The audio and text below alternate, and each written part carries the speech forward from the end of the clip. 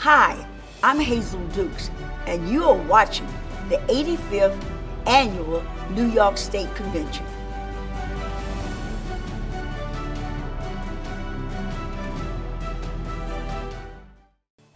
Criminal justice is not just an environmental issue.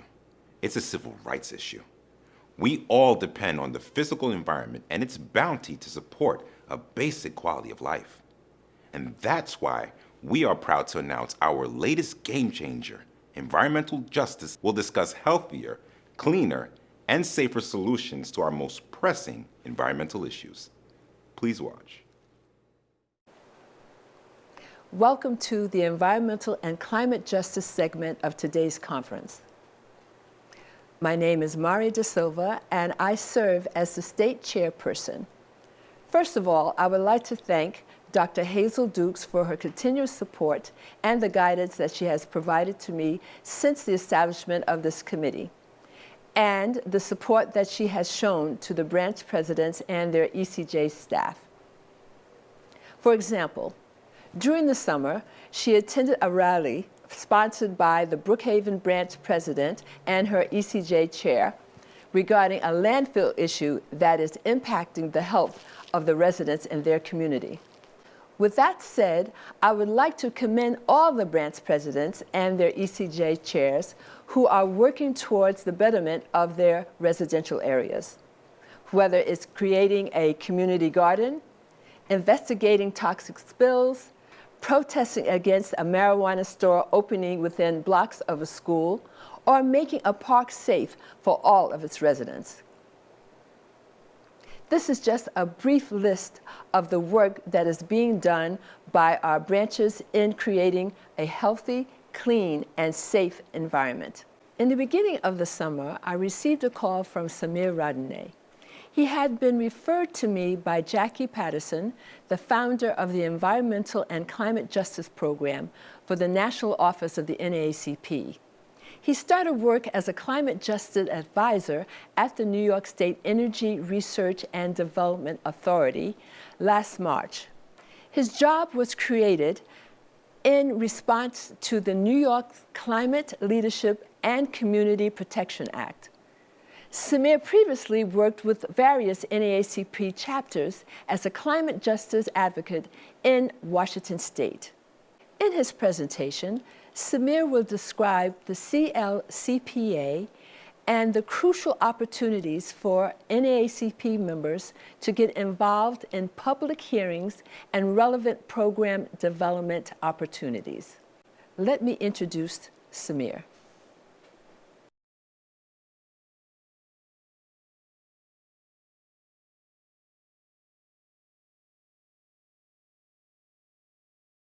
Hi, everyone. I hope you're having a great virtual conference. My name's Samir Radane. I'm the Climate Justice Advisor for New York's Climate Action Council, housed out of the New York State Energy Research and Development Authority, or NYSERDA for short. I'm honored to present on New York's ambitious Climate Leadership and Community Protection Act, or climate law for short. First, I want to thank you for your work to create a just society and share my personal affinity for the NAACP. In middle school, I learned about Brown versus Board of Education and how segregated schools violated the Equal Protection Clause of the 14th Amendment of the Constitution. I was inspired by the NAACP's brave work in taking this case up to the Supreme Court. And in my career as an EJ advocate, I developed close working relationships with several NAACP chapters in Washington State. Environmental justice is achieved with equal protection under the law. This idea has been the driving force of my career. I believe it plays out when the government meets the spirit of the phrase, "we the people," and thus every community is meaningfully engaged, informed, and involved in decisions that affect local environmental health and safety. And it's when everyone can access clean air and water, healthy food, safe and adequate housing and transportation, and receive protection from the many destructive impacts of climate change underway. We can meet these basic needs as we move to eliminate greenhouse gases and thus achieve equality. There's undoubtedly a huge gap to close, but as a climate justice advisor for the Climate Action Council, I'm excited to be well positioned to help our state do it by focusing on environmental justice in the implementation of our climate law. My position and that of my colleague, the executive director of New York's Climate Action Council, Sarah Osgood, were created in response to the climate law. Our jobs are to support the council in the creation of a scoping plan they'll draft to implement the law. I'm specifically hired to ensure it's done with a lens of justice. In doing so, we can heal from past injustices, unify our state, and create a model for how to cut emissions fairly and fast enough to prevent the worst effects of climate change. I'll describe the climate law and how we can partner in implementing it. But first, let me give some background on NYSERDA. We're led by our president and CEO, Doreen Harris, who serves as a cabinet member of our governor, Kathy Hochul. In this way, NYSERDA functions as an agency of the executive branch. We provide resources, expertise, and objective information so New Yorkers can make informed energy decisions. Our agency is primarily funded by a surcharge on utility bills across most of the state. The funds go to advancing the mission outcomes on this slide. We have 4 different investment portfolios and a broad range of programs to advance this mission. NYSERDA is positioned to lead the transformation of our state to a just future. We'll do so by making it people-powered and starting from the right place, recognizing that deep-rooted institutional discrimination has created injustices. This is evident where New York's neighborhoods, previously redlined and denied access to bank loans, align with indicators of the poorest air quality, tree cover, and the least access to healthy food and clean energy, for example. It's our mission to respond to these structural, ecological inequities as we address climate change so that no community is a sacrifice zone for poor environmental health and safety, and everyone thrives as we modernize our infrastructure and create new economic opportunities. And this is where I'll turn to the Climate Act that was passed in 2019. This ambitious law requires New York's greenhouse gas emission levels to be at 40% below 1990 levels by 2030 and 100% below 1990 levels by 2050. For the 2050 target, 85% must be achieved by preventing greenhouse gases from being released in the atmosphere through energy efficiency and clean technology.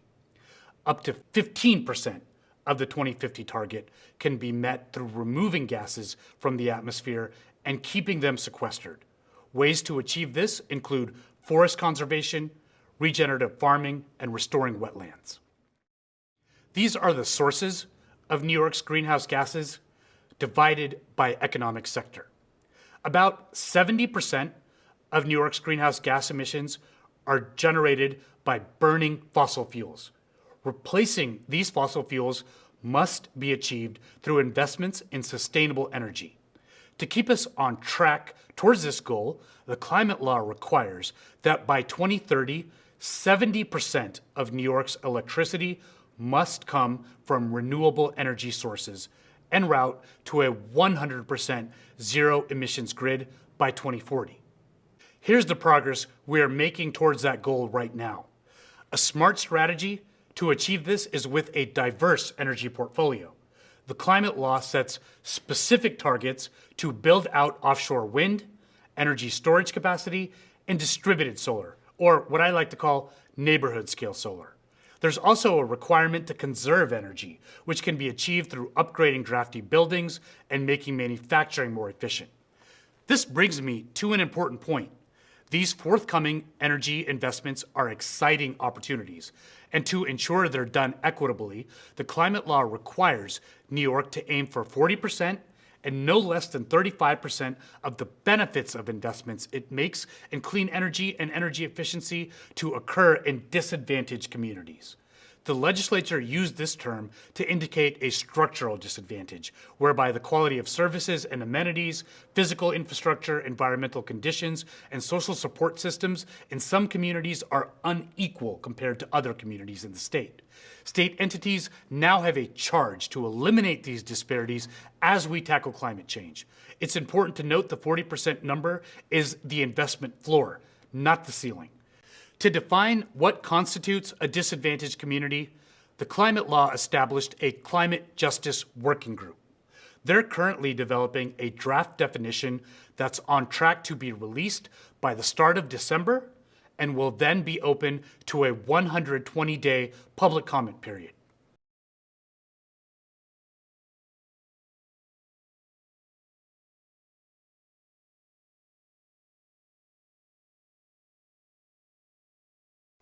Here's who the working group members are.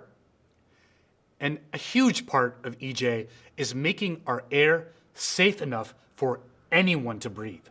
To achieve this, the climate law requires the state to establish community air monitoring systems, which Governor Hochul just announced would be placed in 10 areas identified to have the most harmful air pollution. The state will consult with the Climate Justice Working Group to develop community-driven programs to precisely target these emissions. Achieving the targets in New York's climate law will require new and updated policies, programs, incentives, and ways to communicate information. We'll need to dramatically improve the way we heat and cool our buildings, manufacture products, manage waste, generate electricity, grow food, and transport people and goods. To guide how we make these improvements, the climate law requires the creation of a scoping plan. To write that, it established a 22-member Climate Action Council. The council is co-chaired by NYSERDA President and CEO Doreen Harris and the New York Department of Environmental Conservation Commissioner Basil Sagos. 10 of the members are leaders of state agencies and power authorities, and the other 10 are representatives from academia, industry, and nonprofit organizations who collectively represent a broad cross-section of the public. The council is currently reviewing draft scoping plan recommendations from advisory panels and will release a draft scoping plan at the end of this year, which will then be open to public comments over the course of 2022. The scoping plan, the air monitoring network, and the disadvantaged community investment criteria will provide the blueprint to ensure we make the transformational societal and market changes necessary to achieve the climate law's goal. But the work of moving towards our goals has already begun through the existing laws and programs that state agencies across New York are already tasked with implementing. I want to highlight some of the ways, but certainly not an exhaustive list, of how you can be involved. One, in line with the NAACP's Centering Equity in the Sustainable Building Sector, we're supporting clean heating and cooling community campaigns in the counties you see in the slide, which support communities in implementing multi-year outreach and education campaigns to electrify homes, apartments, and businesses with clean technologies. NYSERDA also provides rebates to replace dirty and more expensive fossil fuels with clean heat and cooling pumps. This can reduce pollution, improve indoor air quality and comfort, and create jobs. In affordable housing dwellings, the incentives for making this switch are even greater, and they cover the costs for related measures such as basic health and safety, work, insulation, and electrical panel upgrades. If you own a home or business and install solar, there are rebates to reduce the cost. This rebate can increase if you own and or manage a building that's regulated affordable housing. And even if you rent an apartment or home, you can subscribe to a local community solar installation. The most common offer of community solar guarantees savings of 10% on your power bill. And as part of our exciting Solar for All campaign, if you're income qualified, you can get a community solar subscription for free, which can amount to a $15 per month credit. For now, this incentive isn't available in New York City, but it is in many other large cities in the state. Community-based organizations like the NAACP that are interested in doing the necessary groundwork to develop solar and solar plus storage projects that benefit low and moderate income households can get grants provided by the pre-development program. Email Chris for more details. We have programs to prioritize clean energy job creation in disadvantaged communities. These include on-the-job training and internships to support new hires and interns to prepare them for clean energy jobs. We also just launched a Climate Justice Fellowship where we'll pay for employers to support the professional development, training, and mentoring of full-time fellows who currently reside in disadvantaged communities or are from priority populations. Eligible employers include community-based organizations, universities, municipalities, climate tech startups, and clean energy businesses. The fellowships will be funded through 2023. The deadline for the first cohort to apply is October 28. I encourage the NAACP to look into the eligibility requirements. NYSERDA subsidizes the wages of those enrolled in these programs. We're intent on achieving a clean and just transportation system. Governor Hochul signed legislation codifying that by 2035, all new passenger vehicles sold in New York will produce zero tailpipe emissions. If you're looking to buy a new car, I'd encourage you to go electric, as the vehicles are better performing and save money over the vehicle's lifetime. You can utilize rebates to lower the upfront cost. Over the next year, we'll build on these programs to make clean cars more affordable for low-income communities. Importantly, the Climate Action Council is considering policies to reduce automobile dependence through equitable, transit-oriented development. This will help undo the effects of discriminatory zoning and housing policies and ensure that high-quality transit and walkable and bikeable communities are available to all New Yorkers. You can check if your town or city is involved in programs like this through looking up Clean Energy Communities, which provides incentives to achieve this. And we're working to create a body of community stakeholders to help shape the design of the programs I just described to ensure they're available to all. This is an opportunity for collaboration with the NAACP New York chapters. In this vein, I'll conclude by summarizing some ways we can work together. I'll make sure you're aware of all public comment opportunities related to the climate law. Most immediately, later this month, we'll be seeking community input on the barriers and opportunities to disadvantaged community ownership and access to services and commodities in areas like clean energy for your buildings, sustainable transportation, and community resilience measures against the impacts of floods and extreme weather. There will also be public comment periods on the criteria for disadvantaged communities, which must receive 40% of the benefits of all state-led sustainable energy investments. The benefits go beyond reducing greenhouse gases. For example, weatherizing drafty homes can make homes healthy by upgrading old building stock, providing comfort during extreme heat and cold, lowering energy bills, and creating jobs. As you decide how to engage, think about the changes you want to create and the benefits you want to realize in your community and the barriers that you see to doing that. Please don't hesitate to contact me. I'm happy to meet one-on-one and also visit your individual chapters to discuss particular ideas and issues. I'll be in contact with Mari as more details emerge on the things I've described and that you've seen on all of the slides. Together, we'll achieve climate justice in our state and make it a model for others to adopt. And now, I'm excited to turn it over to my dear friend Mari for the Environmental and Climate Justice Workshop. In this workshop, we're going to be looking at PFAS as well as the impact of this chemical in a community that has been plagued with this for the last 5 years. So I'm going to start off with Natalie Pattersaw. And could you please explain to us what is PFAS? Well, PFAS is actually an acronym for per and fluoroalkyl substances.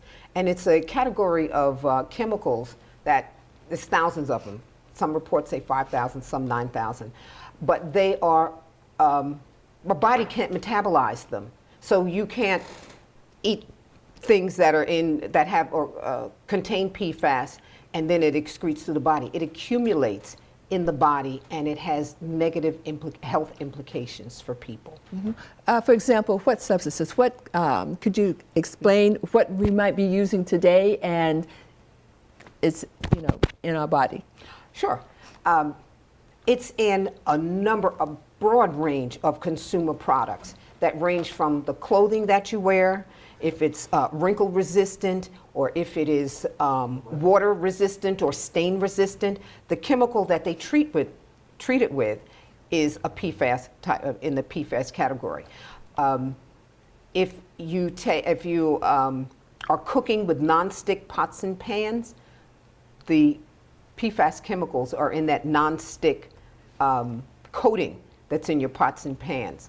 If you buy takeout food, the lining that keeps the paper from, for example, this is paper, and if I put oil in here or water in it, it will leak through. In order for your takeout containers not to leak, they line it with a PFAS type of chemical. Mm-hmm. And it's in firefighting foam. So we're in communities where they have perhaps fire training centers and all, and it might leak into the water there. It's in so many different kinds of products. It's almost impossible to list them all. Mm-hmm, mm-hmm. And Kyle, could you explain to us, given that brief information that she's given us, the impact in your community regarding PFAS? What happened? What happened from 2016? It was discovered the Air National Guard's use of fire extinguishing foam leaked into Newburgh's drinking water system, and there was declared a state of emergency. There's been several tests. Since then, currently, we are still seeking to do testing. Those who have been tested, at least 50 to 95% of those tested have some type of PFAS in their system.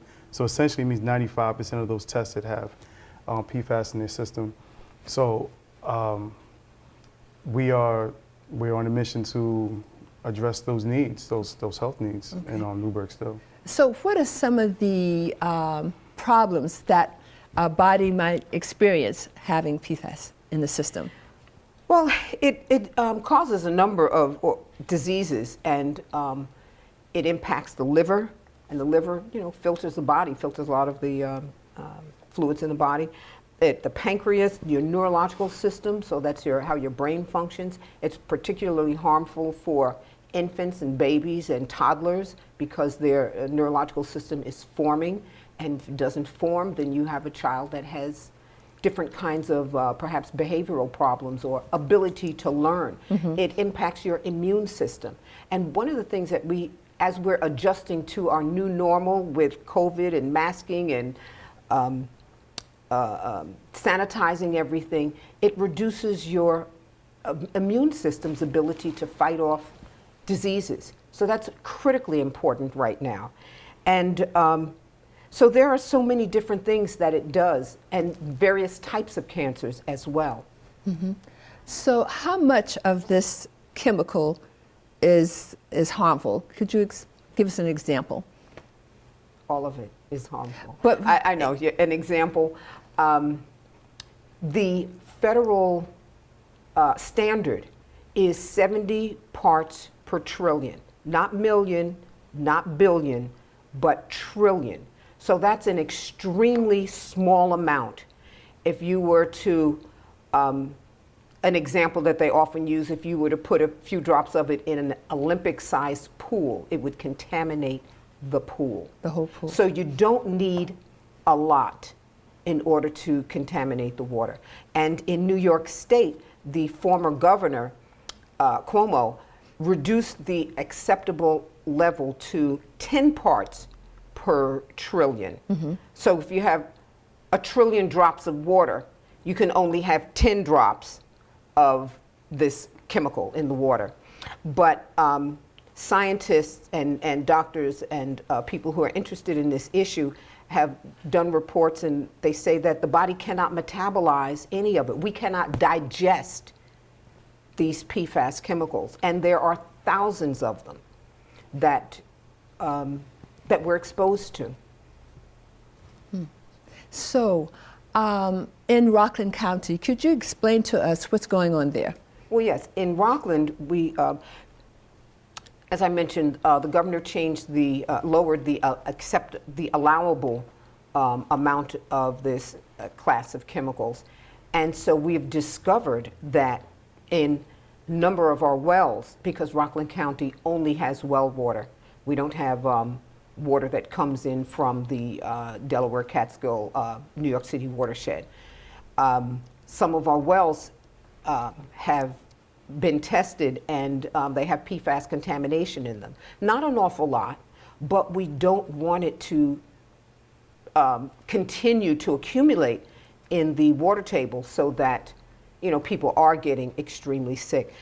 Because Rockland County is actually unique of all the counties in New York State because it can only get its water supply from inside of the county, which is precipitation. That's rain and snow. So if it doesn't rain, we're in a drought. If it doesn't, we don't have a lot of snow. Our water can, our water resources get reduced. So we really are trying to educate people about this, to be conservative about how they use water, but also to understand that we really have to be very vigilant. We, meaning a number of the organizations in Rockland County, environmental organizations, we have to be very vigilant in monitoring the quality and the quantity of the water that we have. Okay. And Kyle, could you bring us up to date what's happening in Newburgh? Beyond the testing that is going to take place, there's several coalitions that are coming together.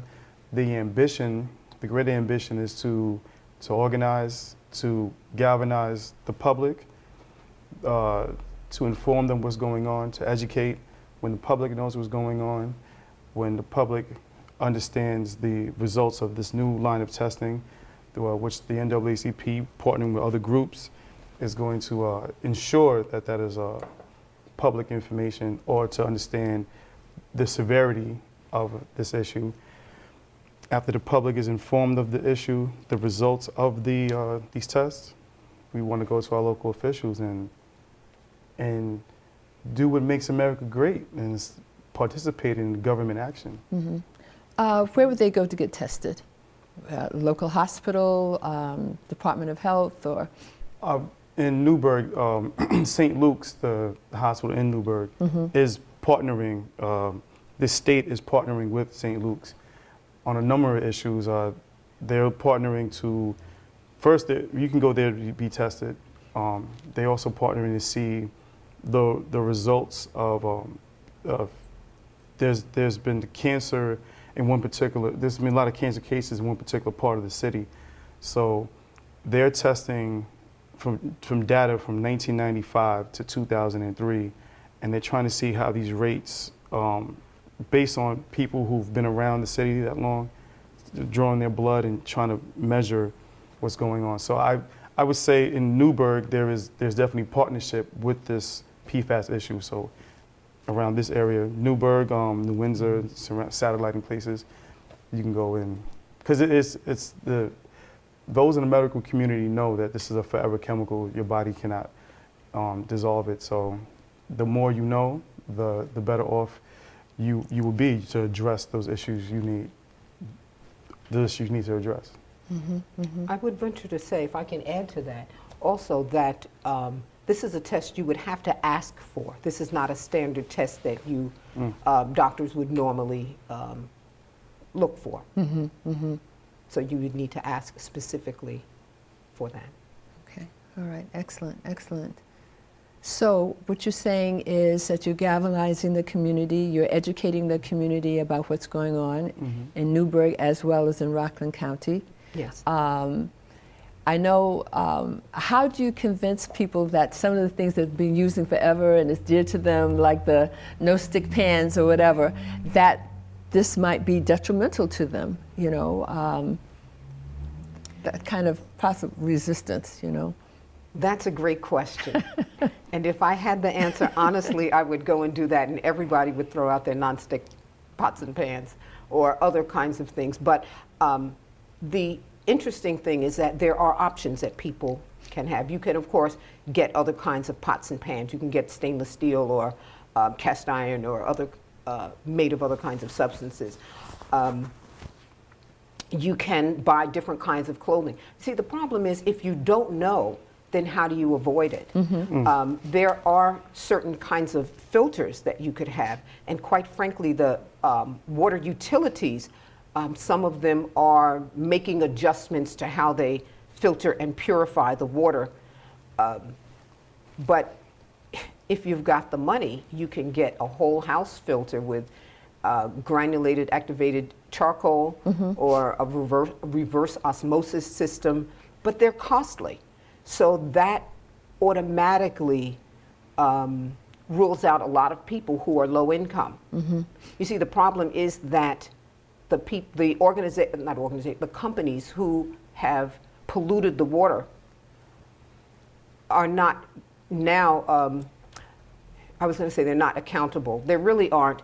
But in Hoosick Falls, they just got a $65 million settlement because they sued the companies that they found that were doing this contamination. You see, the other problem is that it's so widespread, unless you can narrow down where the pollution is coming from, then who is accountable? And ultimately, it's us, the taxpayers, that we have to pay to get things cleaned up. But we're really trying to identify where this pollution is coming from. In your community, they specifically found out that it was at the airport or the firefighting facility. So what type of literature research a person could do on their own? What would you suggest? Articles or? There are a number of organizations who are working on this and trying to bring this to the public's attention. Consumer Reports magazine, as a matter of fact, did, I believe it was a cover story on this PFAS contamination. The Environmental Working Group, I believe it's NYPIRG, the New York State Public Interest Research Group. There are many different organizations that are beginning to publicize this, to bring it to people's attention. So you just do a search, a Google search, PFAS, and you'll find a number of literature that's available. Okay. Well, we're getting towards the end of our session. I'd like to thank you both so very much for your time and your experience and sharing your strength and hope about what we can do regarding this serious issue that we're facing. So I'd like to thank you for your time and consideration. Thank you. Thank you very much. Now, our panelists will present a live Q&A. Well, Mary, that was very, very informative. And I know that I can't wait to get home to look at my pots and pans, but I'm not going to be able to even know about this whole PFAS stuff. So as people are asking questions in the chat, what I want to do is just ask you myself, doesn't the EPA like list products? Maybe you can ask one of the panelists so that we could be more informed about the household products and what the PFAs are contained in there so that we can kind of monitor ourselves as we are, if we are purchasing these products. Can I be heard? Can you hear me? I can. Oh, okay, great. Thank you. Natalie, would you like to take that for us? And can I just interrupt just briefly a little bit before having her ask a question? A couple of things that when we were filming this did not get, in the cut. So I just want to take a couple of moments, please, if you don't mind. Natalie, if you could briefly tell us a little bit about yourself. That's something, and go ahead, please. She's on. She's here. I don't know if she could be heard. We're working on bringing her back into the panel. Okay, great. Kyle, so I'll just go to you, please. Could you tell us a little bit about yourself, why you got involved in this, and what is your position in the NAACP of your chapter, your branch? Yes, thank you. Good afternoon, everyone. My name is Kyle Conway. I am the first VP of the Newburgh-Highland Falls branch. I'm also head of the Environmental Justice Committee. I got involved because I care about serving people who do not have a voice. I'm especially a proponent of fighting for environmental justice because the environment is asking to be represented and be respected. It's just speaking in a different language that may not be understanding. So it's up to us to really represent Mother Earth. And Mother Earth is talking. We got to respect and honor what she needs and what she wishes for. Absolutely. Yes, definitely. And it's been an interesting journey. I've been with the NAACP since December 2019, and really trying to make the branch more viable in Newburgh. And honestly, we're just trying to make activism cool again. And a lot of people don't realize they have an opportunity to speak, and if they see an injustice, the beautiful thing about America is we can mobilize to address issues. So it's definitely what we're doing here in Newburgh. Thank you. And I'd like to turn this over to Natalie. Could you give us, let us know how you got involved and what you do? Thank you. Thank you for having me. It is a pleasure to participate in this seminar, in this conference and discussion. I am an adjunct professor within the SUNY State University of New York system, and I have been teaching classes on pollution for, I don't know, maybe 15 or more years. I also teach physical geography and environmental science classes. But aside from that, I have been talking about environmental stewardship, which is a term that I've come to understand a lot of people are unfamiliar with, but we are stewards of where we live, in the broader sense of the earth, but we need to care for our environment inside of our homes. We need to care for the environment outside of our homes. And communities of color and low-income communities have borne the brunt of a lot of the undesirable land uses where you get contaminated water, or you live by the waste transfer station, or in other kinds of land uses that create pollution. So, and I have been talking to community organizations and church groups for at least the last 20 years on how we, communities of color, have a lot more power and authority to change the environment in which we live. But we need to work together. We need to partner with organizations. We need to work with with students in elementary and all the way up to colleges, because that's where change comes. If we look at study any kind of when I say revolution, I don't mean necessarily guns and fighting, but any major societal change, a lot of it comes from young adults. And those of us with more life experience and connections with people who actually institute change, we need to work arm in arm with each other and also with other communities and other not-for-profit or government organizations, government agencies. It's, I feel, just imperative that we need to understand this. So I talk about it a lot.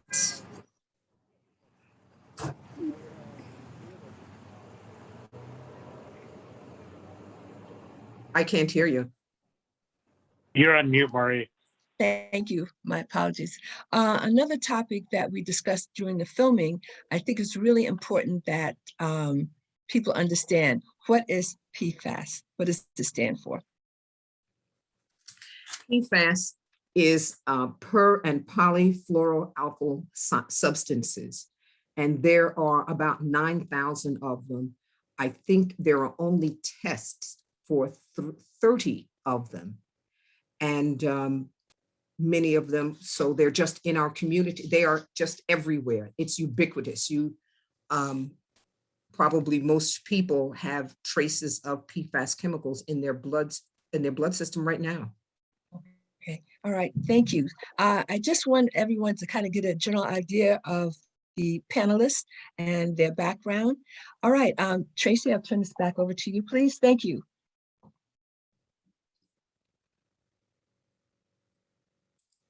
Okay, so there's some questions in the chat. And Mary, if you'd like, would you like me to read them or would you like to read them yourself? Because there's a list of questions for the panelists. Well, you could read them. Yes. Okay, all right, that's fine. Set your own trend there, Mary. What types of thyroid irregularities, larger in the areas of high rates of PFAS, and what cancers are typically more prevalent in communities with the higher levels of PFAS?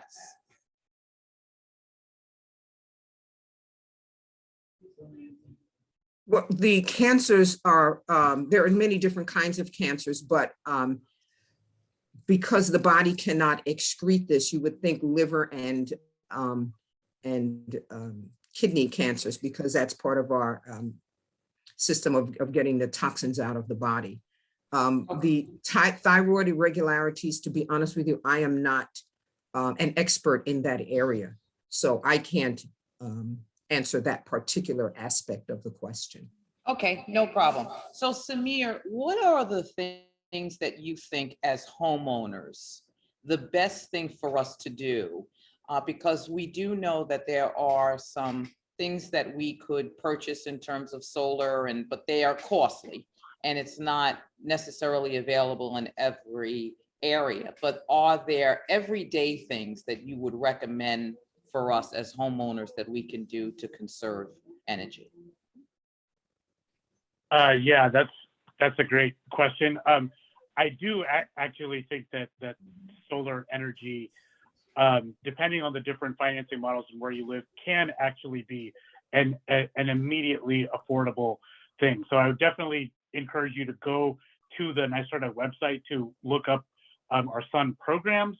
But other than that, it's really getting more efficient, to see if you can weatherize your home and also get more efficient appliances. And certainly there are programs that targeted weatherization programs to help people who can't afford the weatherization. But if you can afford it, I'd say retrofit your home and get energy efficient appliances when you're replacing stuff. Okay, and as Kyle educated us before about the impact for communities, one of the questions is school pipes and residential pipes are also corroded, which requires constant filtration. Is there something that we as the NAACP can do to advocate that water filters be provided to the most at-risk communities for free? Yes, I would think that that all of us in these organizations work together. First, we have to educate people. We have to educate our leaders, the leaders of the different branches. We need to work in unison with a similar ask. You know, what it is that we want, how do we want it done, a timeline, find out who can make those decisions to provide that. I would think, since we have a brand new governor in the state, she may be, she did pass some environmentally sustainable legislation, and off the top of my head right now, I can't remember what it is, I'll be honest. But so she has a sensitivity towards improving the environment. So there is an atmosphere right now of change that can be made. And I must say that for years, I've been working with environmental organizations in the lower Hudson Valley. And it is really important that low-income communities and communities of color participate, because historically we have not been at the table, but with many things we bear the brunt of the problems. So we can organize better, tighter, and raise a stronger voice to make those changes. We have an ally here in NYSERDA who can help guide us where we might be able to get some support there. Samir, I hope I'm not putting words in your mouth, but No, just give me a thumbs up if, okay. Okay, and Kyle, could I just ask you to add also, is there anything that you want to add to this discussion that we haven't covered? Everything has been covered. I would say in terms of advocacy, what we're doing in Newburgh, Albany is SUNY Albany is coming down, giving testing the residents of Newburgh, and the results of the test is we're going to use that, and we're going to utilize our local government officials, especially in Newburgh. It's voting time, and we're going to make sure people make sure the government does what the government's supposed to do, which is protect the people. If you're an elected official, you are essentially a public servant. So Absolutely. how they're going to serve the public, and what we want to see, because they will be testing for PFAS and for lead. Now with this information, if the lead piping or if there's lead in the water, we're going to advocate. And if you really are protecting the people, we need you to show us better than you can tell us. So I would say education, and we apply pressure to these elected officials, and if they want to stay in power of service or positions of service. All right, Kyle, you're preaching now, so we got you. So, Samir, are there architectural investments being made as well as the Climate Protection Act? Are you aware of? Because there are a lot of residents that live along the coastline. Sorry, was that a question directed towards me about the? Yes. Yeah. It needs to be obviously done equitably and smartly, and ideally, I mean, we would invest in restoring our wetlands and having good alert systems in place and things that can reduce the power of the floods and their impact and their ability to cause harm. But it very well, I'm not like a super expert on this, but it very well could be the case that places houses cannot be in certain areas. So there would need to be, just a just transition out of that for those people if they need support in moving to another place. But that definitely could be an option. But there's other resilience measures too to storms and hurricanes, like I alluded to, that we could also invest in.